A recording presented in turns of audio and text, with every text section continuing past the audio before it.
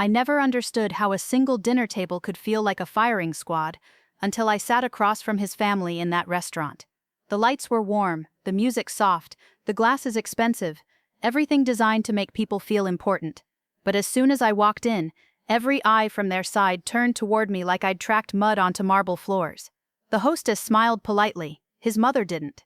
I could feel it in the air, like someone had pulled a chair out from under me before I even sat down. They didn't whisper their insults, they said them with the relaxed confidence of people who truly believe they're better than you. It wasn't a punch to the face, it was death by 1,000 tiny laughs, one comment at a time, each one designed to remind me I didn't belong there. And the worst part? He sat beside them, watching, pretending not to hear. Before I go on, tell me, what would you do if the family of the person you love looked at you like you were dirt on their silverware? Would you defend yourself? Walk out? Cry? Or would you sit there quietly and wait for the moment they learn who actually paid for the table they're eating at? I'd never seen a chandelier that bright before. It was the kind of light that didn't illuminate you, it exposed you. Everything about the restaurant was intentional. The scent of butter and rosemary drifting from the kitchen, the hushed piano playing somewhere unseen, the muted conversation of people who spoke in low voices because their lives were already loud enough. I stood at the entrance with him, coat draped over my arm, fingers cold from the December wind. He didn't look at me. He was busy adjusting his sleeves, wiping non-existent lint from his blazer, standing taller than usual as if stepping into this place added inches to his spine. He'd been quiet the entire drive, that tense silence men wear when they're embarrassed by the woman sitting in the passenger seat. I convinced myself it was nerves about seeing his family, not shame about being seen with me. Then I heard her. His mother's voice cut through the restaurant before I even spotted her. Sharp, confident, like someone who had never once apologized in her life. "Oh, there they are," she said, and I could feel her eyes drag across my body from the door like she was assessing the damage before the accident even happened. I inhaled slowly, smoothing the skirt of my navy dress. I'd bought it secondhand, spending 2 hours steaming out the creases in my tiny bathroom. The fabric still wrinkled the second I moved. The cashier told me it was cute. His mother looked at it like it was a clearance mistake. She didn't stand to greet us. She didn't reach out her arms. She folded her hands delicately over a glass of white wine, leaned back in her seat, and let her lips curl into the kind of smile people only wear when they're about to insult you politely.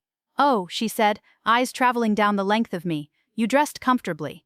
Comfortably. Not beautifully, not nicely, comfortably.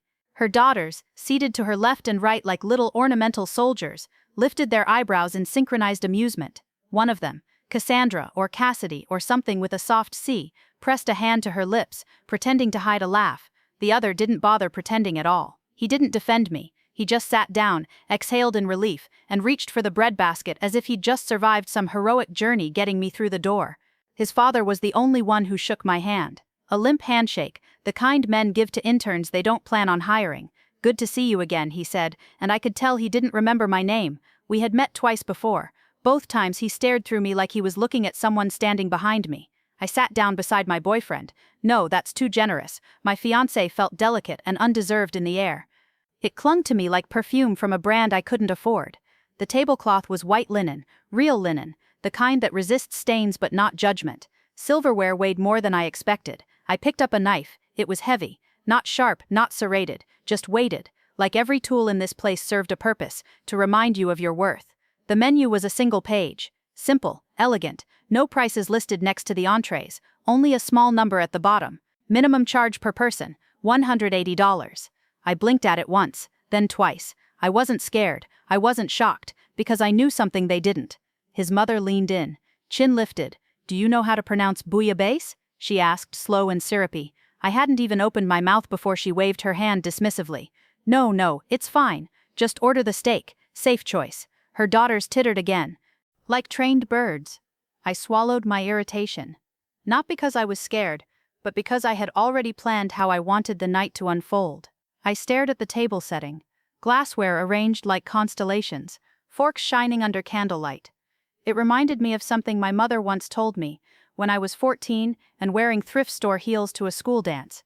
People who need to prove they're above you already know they aren't. I never believed her, until tonight. "Sweetheart," his mother cooed to him, "I'm glad you didn't let her wear jeans." I felt the words more than I heard them. They didn't hit my ears, they struck my skin. He didn't look at me when he laughed. Not a cruel laugh, not even loud. Just a quiet, pathetic chuckle of agreement. like a dog nodding when its owner tugs the leash.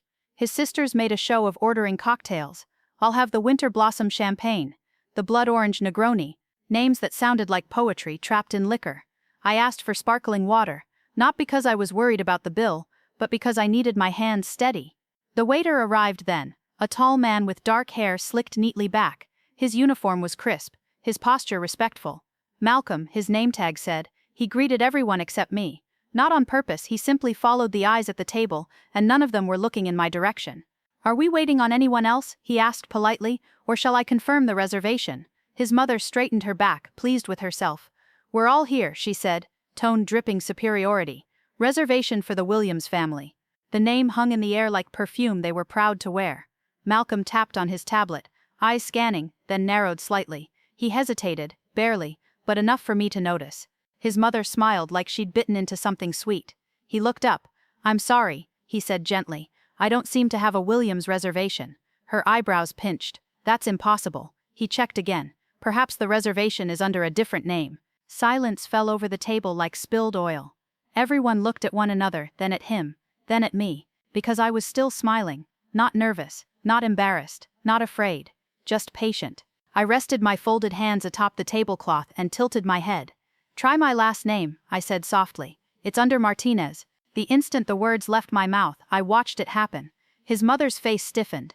His sisters went still. His father blinked like someone had slapped him without touching him, and he went pale. Malcolm tapped, scrolled, and his face lit up. "Yes," he said brightly. "Table 6, premium balcony. Paid in advance, paid in advance." I had saved for weeks, sacrificed lunches, skipped outings, worked overtime, because I knew what tonight could be. His mother opened her mouth, but for the first time since we stepped into that place, she didn't know what to say. Malcolm gestured toward the velvet rope entryway at the back. "If you'll follow me," he said, "your table is ready, Miss Martinez." And in that moment, surrounded by crystal glasses, overpriced handbags, and people who measured worth in fabric labels, I felt something settle in my chest. Not pride, not vindication, just clarity. If they thought I didn't belong here, they were about to learn. You don't need their approval when you own the reservation. We followed Malcolm through the restaurant's center aisle, and it felt like walking past an audience that hadn't asked for a show but got one anyway. Heads turned, not because they recognized us, but because people can smell discomfort from across a room. His mother's heels clicked behind me with the rhythm of a judge preparing a sentence. The premium balcony seating was raised slightly above the main dining area. 2 steps, just 2, but those 2 steps changed everything. Soft lighting spilled from low-hanging fixtures, bathing the balcony in a warm amber glow. The tables there were spaced generously, deliberately. This wasn't where people ate, it was where people were seen eating. Malcolm pulled out my chair first, not his mother's, not his father's, not even his sister's, mine. It was a small etiquette detail, the kind that comes from years of training, but in the world his family lived in, small gestures were louder than arguments. I sat gracefully, crossing my legs at the ankle, my dress wrinkled instantly, a reminder of everything I wasn't supposed to be. I smoothed it again anyway. His mother sat with the rigidity of a displeased queen. Her sisters flanked her, placing handbags, more expensive than my monthly rent, delicately on the empty adjacent chairs, as if they needed space to breathe. "Balcony," his mother murmured, eyes darting across polished stone. Pretentious, but acceptable. I smiled to myself. People like her never compliment something if they don't think they're responsible for it. His father adjusted his watch, the kind you buy not because it tells time, but because it tells status. He scanned the wine menu with casual indifference, probably already making silent judgments about the vintages available. He, the man I had promised to marry, leaned toward me only then. "You could have told me about the reservation," he whispered. There was no gratitude in his voice. Only inconvenience, like I'd embarrassed him by surprising him. "I thought it would be a good night," I replied calmly, keeping my eyes on the city skyline outside the balcony glass. He didn't answer. The waiter returned, setting down water glasses in front of each of us. Crystal, feather light, carved with a geometric pattern that refracted the candlelight like shattered diamonds. "What a coincidence," his mother said as Malcolm placed her glass. "You almost embarrassed yourself." Almost. That word hit harder than any insult. Because she truly believed this dinner couldn't embarrass her, only me. His sisters started whispering, loud enough that they were certain I could hear, but quiet enough to pretend they weren't addressing me. Imagine scraping enough money just to sit here. I bet she ate ramen for a month. I heard she works 2 jobs and shares a 1-bedroom. They laughed, and the sound floated above the table like perfume, sickly sweet, nauseating. I didn't react. Not because it didn't hurt, but because reacting would have given them the one thing they were desperately hunting: validation. People who bully want to know they got skin in the game. The view from the balcony was beautiful. City lights reflected off glass towers, melting into a mirrored sea below. Cars crawled like insects beneath us. Inside, the restaurant buzzed with polished conversations, a couple debating vacation homes, a group of investors whispering about quarterly returns, a man in his 70s charming a woman half his age with stories from Monaco. It was a world his family believed belonged exclusively to them. I remembered the kitchen where I worked my first job, tiny fluorescent-lit knives older than the staff. I remembered the burn marks on my forearms from leaning too close to the fryer. I remembered the feeling of wipe-down cloth soaked in bleach and hope. I'd worked for my place at that table. They'd inherited theirs, and they resented me for it. Malcolm returned with bread, thick slices of sourdough, steam curling upward like ghosts escaping the oven. The moment he set it down, his sisters attacked it as if bread could cure their boredom. He set a dish of olive oil between us. I reached for it politely, tearing a small piece, dipping it gently. His mother scoffed. "Wrong bread etiquette," she said, swirling her wine lazily. "You're supposed to dip the entire piece, not nibble like a bird." I placed the bread on my plate, wiped my fingers with the linen napkin, and said nothing.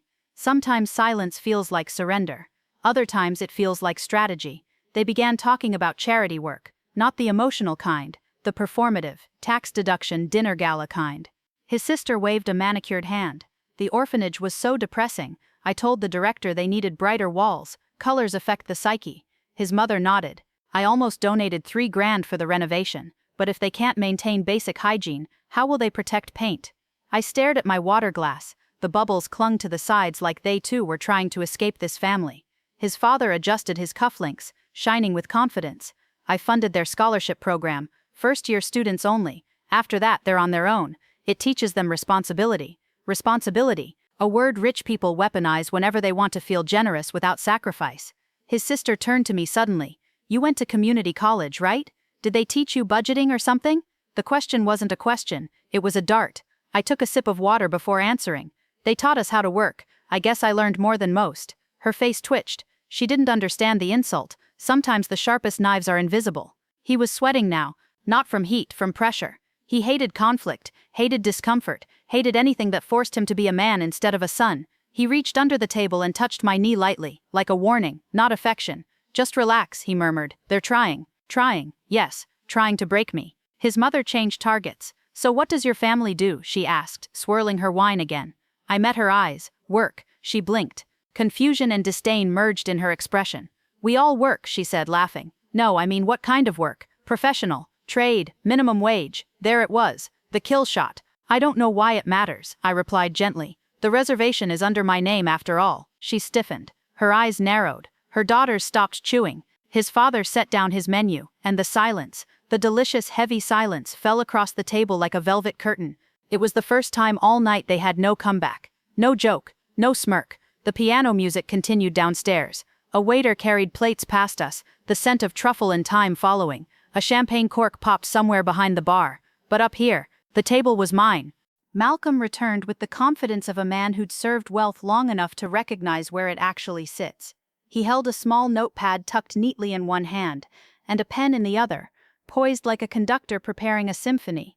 "May I take your orders?" His mother snapped her fingers, not loudly but sharply, like she was summoning a servant who dared take too long.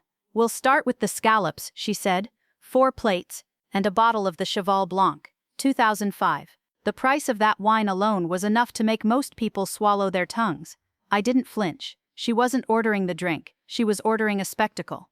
Malcolm hesitated. He glanced at me. My fiancé looked at him, then at me, confused. His mother waved her hand dismissively. "It's fine," she said. "We will cover it." Malcolm's lips curved. "I'm afraid that won't be necessary." Her eyebrows knitted together. "Excuse me?" He cleared his throat gently, the way a professional does when about to deliver a truth the room isn't ready for. "Miss Martinez has an established prepaid menu arrangement with the kitchen tonight." Heads snapped toward me like I'd set off a fire alarm. Prepaid, menu arrangement, kitchen. My fiancé's sisters stared at me with open mouths, like toddlers watching a magic trick they didn't understand. His father blinked slowly, the way wealthy men do when they are trying to process a situation without revealing they are confused. His mother leaned forward, voice thin. "You mean, she paid in advance?" Malcolm nodded. "Correct, ma'am. The menu and wine pairings have already been selected. The chef has prepared for her arrival. Her face went so still it looked carved from porcelain.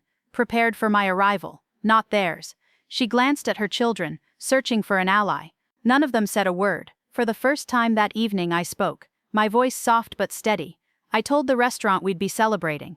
His sister's eyes sharpened. Celebrating what? One asked. The other answered before I could speak, tone bitter, mocking. Finally getting invited somewhere expensive? I smiled at her, not cruelly, but with a kind of gentleness she didn't understand. We'll see. Malcolm vanished into the kitchen. His mother stared at me like she'd swallowed shards of glass. You paid in advance? She repeated, as if the words themselves offended her. I folded my napkin across my lap. Would you have accepted the reservation if it were under my name? She didn't answer. She didn't have to. Her silence was the closest thing to honesty she'd offered all night. The appetizers arrived soon after. Not scallops, not steak tartare, not lobster carpaccio. Instead, the chef sent out small plates of roasted beet salad, deep purple and gold, arranged like stained glass on porcelain. His mother pushed the plate away.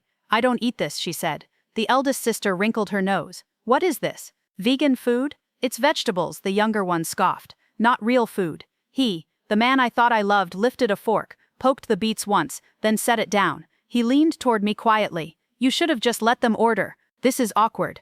I stared at the salad for a moment. The beets glistened under the amber lighting, edges crisp, roots earthy and sweet. They reminded me of the garden behind my mother's apartment, the one we tended in the summer because we couldn't afford anything else. Awkward, I repeated, is subjective. The sisters resumed talking about Europe, loud enough to interrupt the mood the restaurant tried so hard to curate. We stayed at Hotel Cipriani last summer. No, that was 2 summers ago. Last summer was Paris. Remember the shopping spree on Rue Cambon?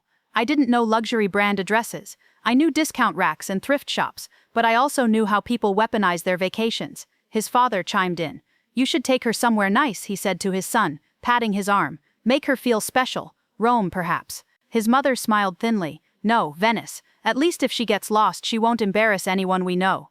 I took a sip of my sparkling water, eyes drifting out toward the glass balcony. The dark skyline glittered softly, distant lights winking like tiny secret messages. I'll travel where I want, I said, not looking at them. And not where I'm paraded. The sisters exchanged glances. They didn't like a woman who spoke clearly. They preferred prey. Instead, he placed a tall glass of deep crimson in front of each of us, swirling softly like velvet under moonlight. The younger sister frowned. This isn't what we ordered. Malcolm's tone remained professional. It's what Ms. Martinez requested. The elder sister scoffed. We didn't ask her to choose for us. Malcolm gave a polite nod. The pairing was selected in collaboration with our sommelier. If you dislike it, we will provide an alternative, though the pairing is prepaid as stated. Their faces burned red. People who live off inheritance hate being reminded someone else paid for something they want. His father finally spoke. What is it? Malcolm smiled slightly. A 2014 Montefalco Sagrantino from Umbria. I didn't know everything about wine, but I knew enough to recognize his father's surprised expression was real, not impressed, acknowledging. Because the Montefalco was powerful, bold, unapologetic, a wine that didn't beg for approval. He raised the glass to his lips and took a slow sip. He didn't say anything. That silence told me everything. His mother pressed her napkin to her lips. Where did you learn about wine, dear? She asked, voice dripping with poisoned honey. At work, I answered. Her eyebrows rose higher. Oh, she said. So not school? I met her gaze without a tremor. School didn't teach me how to survive. Work did. The knife she held paused above her plate. Just a breath. Just a moment. But it was the first time she looked uncertain. The conversation shifted then. Not because they wanted it to, but because cruelty has a limited shelf life. His sisters grew bored of trying to humiliate me, and returned to safer targets. Their Pilates instructors, their favorite plastic surgeons, a boutique that lost their custom gown. His father checked emails under the table, pretending to be discreet. And he kept glancing at me. Not lovingly, not proudly, fearfully. He was realizing who exactly he'd brought to this dinner. The waiter returned with the second course, seared duck breast with blackberry juice. The aroma hit the table like an invitation. The eldest sister wrinkled her nose. I don't eat duck. Her mother nodded. We were expecting scallops. Malcolm bowed lightly. Chef Martinez prefers duck as a second course. They froze. I lifted my glass of Montefalco and took a slow, steady sip, then set it down, and finally spoke the words they hadn't considered. It's my table, I said softly, and tonight we'll be eating like I do. The duck cooled on white porcelain as my fiancé's mother stared at it like the plate had insulted her personally. She lifted her fork the way a surgeon picks up a scalpel. Precise, critical, prepared to find flaws. She stabbed the duck, scooped it with exaggerated disdain, and chewed like she was tasting dirt. "This is provincial," she declared. Provincial. Not bad, not under-seasoned, not too rich. Provincial. A word only used by people who want their insult to echo with aristocratic cruelty. Her eldest daughter snorted. "It tastes like something you'd get at a food truck." The younger one chimed in. "Street food for influencers." They laughed, twin jackals circling the softest kill. I cut my own piece slowly, thick, tender, the blackberry juice painting the meat a deep ruby, and placed it in my mouth. The flavors unfolded like a memory. Sweetness first, then smoke, then the sharp tang of the berries. I closed my eyes for a brief moment. "My mother used to make something like this," I said, voice gentle, almost wistful. "On Sundays. We didn't have duck, so she used chicken thighs. The marinade wasn't blackberry, it was soda. Cheap cola, caramelized beautifully when it hit the pan." His mother set her fork down as if she'd touched something contaminated. How quaint. My fiancé glanced at me, jaw tight. No hand on my knee this time. No whispers telling me to relax, just unease. Because the more I spoke, the less power they had. The conversation mutated like fish rotting in the sun. They talked about friends getting engaged, ring sizes casually mentioned like world records. His sister showed off her diamond, capturing the candlelight. 3 carats, she said, smiling thinly. Anything smaller just feels uncomfortable. The other nodded. She's lucky her fiancé knows her worth. Silence hung heavy, pregnant with implication. I glanced down at my own ring, the modest one, the one he bought when his parents refused to support him financially. I never complained, not once. In that moment, it was suddenly clear. To them, my ring wasn't a symbol of love. It was a badge of poverty. Then came the first real strike. His mother leaned back, swirling her wine. "So," she said, eyes locked onto me. "How exactly did you two meet?" She knew the answer. She wanted to twist it. "He worked part-time at the campus library," I replied. "I was tutoring first-year students." His father lifted an eyebrow, lips twitching. "Tutoring? That's not even work. Just homework help." I met his gaze steadily. Those kids paid their own tuition. The school didn't. I was helping them survive, not pass exams. His eldest daughter rolled her eyes. "Oh please. If they can't handle college, maybe they shouldn't be there. It's not that hard." Her younger sister added. "I mean, I skipped almost every lecture and still graduated." Of course she did. Connections don't require attendance. My fiancé cleared his throat, finally speaking. "Babe, you're being a little intense. They're just talking." There it was, his loyalty. Not to me, to comfort. I didn't respond. Not yet. I simply lifted my glass and took another sip of Montefalco. The wine burned in the best way. Bold, unapologetic, refusing to be small. His father turned his attention back to me. "Where do you work now?" "Still doing tutoring?" I placed my fork down gently, wiped my lips and answered simply, "No. I own a marketing consultancy." The table blinked. His mother spoke first. "You own, as in self-employed, correct?" She let out a humorless chuckle. "Oh dear. Anyone can be self-employed these days. That's just a fancy word for jobless." Her daughters laughed, not because it was funny, but because cruelty is easier than thinking. I held her gaze and said nothing. Power isn't loud, it's patient. The main course hadn't arrived yet, but the tension already had teeth. You could feel it vibrating across the table, like 2 tuning forks out of tune. Malcolm reappeared, silver tray balanced gracefully in his hands. "Your main course," he said. "Truffle ravioli with garlic foam and shaved parmesan. Minimalist, elegant, the kind of dish that whispers wealth instead of screaming it." The plates descended onto the table like snowflakes. His mother stared at hers, unimpressed. I was expecting filet mignon. Malcolm bowed slightly, unfazed. "Our chef selected this pairing for Miss Martinez. If you'd prefer filet, I can request à la carte, though the plate will not be included in the prepaid arrangement." Her lips pressed into a thin, furious line. "You're telling me," she hissed, "that I must pay extra if I want proper food?"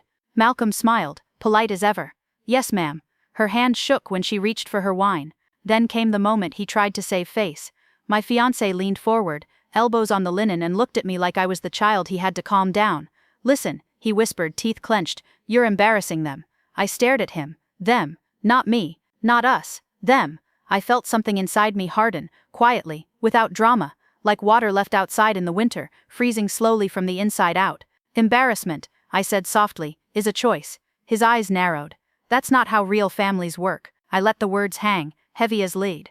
Real families. The same family that called me trash. Cheap, uneducated. Funny how the definition of real family always shifts when the truth threatens their comfort. His mother chimed in, eager to press her advantage. He's right, dear. You're making a scene. This restaurant is sophisticated. She said sophisticated the way veterinarians say diseased. The younger sister added, you don't need to pretend you like this food. They probably served it because it was the cheapest thing on the prepaid menu. I lifted my glass again, took a slow sip, then I set it down and looked each of them in the eyes, one by one. I didn't pick the cheapest, I said calmly. I picked the chef's favorites.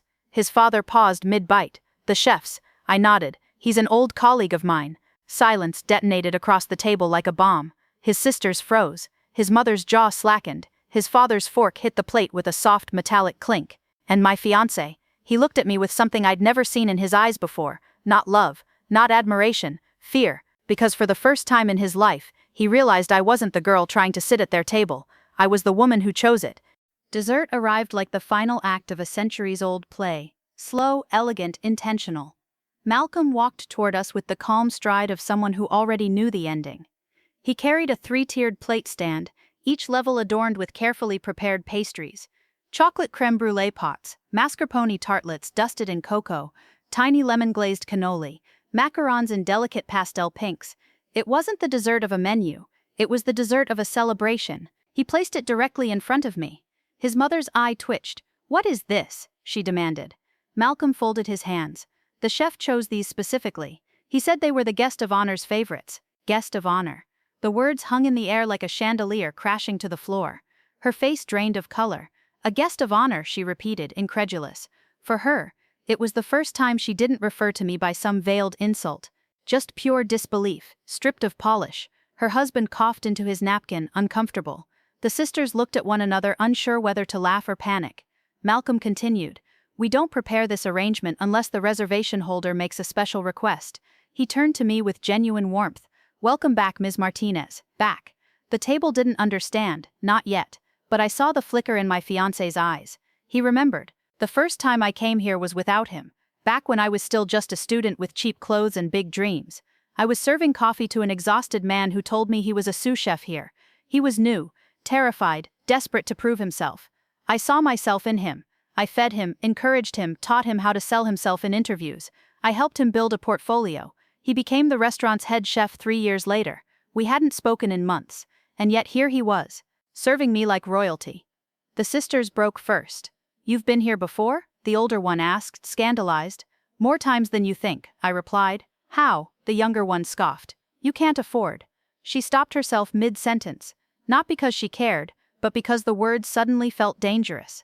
His mother tried to salvage control. You know chefs here? What, through some volunteer work? A program? Community outreach? I met her eyes. No. Through talent. Her fork clattered against her plate. He, the man I was supposed to marry, leaned closer, tension rising in his voice. Why didn't you tell me? Why didn't you tell me you knew people here? Because telling him would have made it leverage, and leverage in his hands always became a weapon. I didn't need to, I said.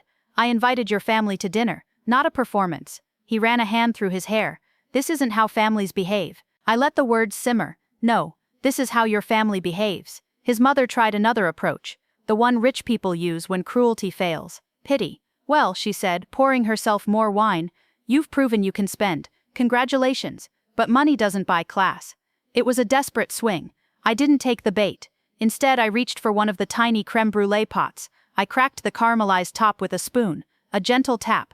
The sound was sharp, clean, final. I lifted a bite to my lips. The chef used Tahitian vanilla in this, I said. You don't see that often outside Europe. It's unusually floral. Her jaw locked. How do you know that? I smiled. Because I taught him how to sell the dish to his investors. The table trembled, not literally, but emotionally. He lowered his head. You mentored the chef. Yes, I replied. His mother scoffed so hard she practically choked. That's ridiculous. Why would a chef take advice from you? Marketing, I said. The language of money. You just don't speak it. Her husband leaned forward, eyes narrowed. You're telling me you consulted? For restaurants? Yes. How much did they pay? Enough. He pressed. But you still work with students, don't you? Isn't that volunteer work? I leaned in. No. I run a program for first-generation students. I take 20% of their scholarship commissions. Every semester. They froze. Every semester. Now they understood. Charity wasn't charity. It was a system, a business, one I built from scratch. His father slowly sat back, adjusting his watch the way a man recalibrates his ego. The sisters went quiet, unsure where to aim their contempt. His mother's voice was barely a whisper. "So, you're successful." Something in her expression shifted. Not respect, not admiration, but fear. Fear that her son wasn't marrying up, that he was marrying down, and that there was no way to spin it in her favor. As if on cue, Malcolm returned. In one hand was a slim black folio. The bill. He placed it gently beside me, not in the middle, not next to the parents, not in front of my fiancé, beside me. The waiter glanced around the table with the calm of a man setting down a grenade. "If there's anything else you need," he said quietly, "please let me know, Ms. Martinez." The sisters flinched at the honorific. His father looked away. His mother clenched her jaw so hard I thought her teeth might crack. My fiancé. He looked like a man watching a house burn down and realizing he was inside it. She made one last attempt at dominance. "They always do." "I would never have come," she hissed, "if I'd known we were sitting under your name." Her hand trembled as she reached for her glass. "And I would never have invited you," I replied, "if I'd known you were going to humiliate yourselves." Her breath hitched. Humiliate themselves. Not me, them. She stared at me, stunned, lips parted like she was waiting for oxygen that wouldn't arrive. Finally, she spoke, voice thin, brittle. "We were unkind. Not a full apology, just enough to protect her pride." I held her gaze. "No. You were cruel," I corrected. "And you did it because you thought I couldn't fight back." Her eyes watered, ever so slightly, not sadness, exposure. "People like you," I continued, "only understand one language, consequence." And then Malcolm, at the edge of the table, voice soft but unmistakably clear, said, "For future reservations, please note, we cannot accept bookings under the Williams name." Her head snapped toward him. "What? Why?" He gestured toward the tablet in his hand. "Management has a zero-tolerance policy for harassment of staff and patrons. We've documented your behavior tonight." The sisters gasped softly. His father went pale. Even my fiancé looked stunned. His mother sputtered. You can't. Do you know who we are?" Malcolm's smile was polite. "Yes, ma'am. And tonight, everyone else does too." She stared at me again, desperate, trembling. "You did this." "No," I said. "You did. I just let you finish the story." The table fell silent. Not the silence of discomfort. The silence of defeat, of understanding, of irreversible consequence. My fiancé swallowed hard. He looked at me. No arrogance, no superiority, no expectation. Just a realization. He had underestimated the wrong woman. I stood. The entire balcony watched, not loudly, just quietly, the way prey watches a lion walk past. I picked up the black folio and slid my card inside. No hesitation, no flinch. When Malcolm returned, he bowed. "Thank you, Miss Martinez. As always, as always." The sisters stared, confused. His father stared, ashamed. His mother stared, broken. My fiancé didn't stare at anything, he just whispered, "I didn't know." I looked at him, finally, truly looked at him. "You didn't want to know." I turned, gathering my coat. "You wanted a woman who needed your family," I said quietly. "You got a woman whose family is her own making." I walked away without waiting for them to rise. Behind me, chairs scraped awkwardly. Apologies mumbled too softly, too late. I didn't look back, because the best revenge is leaving them at the table you paid for.